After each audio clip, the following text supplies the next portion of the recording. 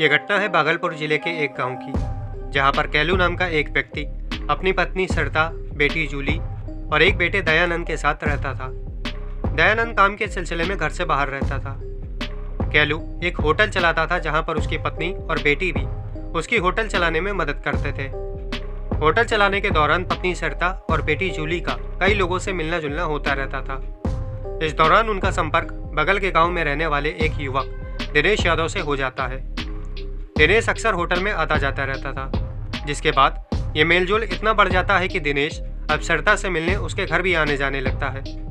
अब दिनेश का कैलू के घर में आना जाना कैलू को पसंद नहीं था, जिसकी वजह से कैलू और उसकी पत्नी सरिता का आपस में कई बार झगड़ा भी होता रहता था। एक दिन अचानक कैलू का बड़ा बेटा दयानंद, जो काम के सिलसिले में बाहर रहता था, वो घर वापस आ जाता है।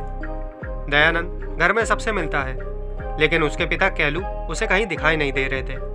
जब दयानंद अपनी माँ से इस बारे में पूछता है, तो वो भी कोई ठीक ठाक जवाब उसे नहीं देती है। इसके बाद दयानंद अपने आस पड़ोस के लोगों से अपने पिता के बारे में पूछता है, लेकिन उसे अपने पिता के बारे में कुछ भी नहीं पता चलता। पिता का यूं अचानक गायब हो जाना उसे कुछ समझ में नहीं आया, और अंत में जब वो परेशान होकर अपने पिता कैलू की गुमशुदगी की रिपोर्ट दर्ज करवाने थाने जाने लगता है, तो ये बात उसकी माँ सरिता और बहन जूली को पता चल जाती है। जिसके बाद वो लोग भी दयानंद के साथ पुलिस थाने चले जाते हैं। जब कैलू का पूरा परिवार रिपोर्ट दर्ज करवाने थाने गया हुआ था, उसी वक्त कैलू के घर से आस पड़ोस के लोगों को दुर्गंध आना शुरू हो जाती है। दुर्गंध इतनी तेज थी मानो कोई डेड बॉडी सड़ गई हो। पड़ोस के लोग तुरंत पुलिस को फोन करके इस बारे में सूचना देते हैं, जिसके बाद पुलिस मौके पर पहुंचकर कैलू के घर का ताला तोड़ती है और अंदर जाती है।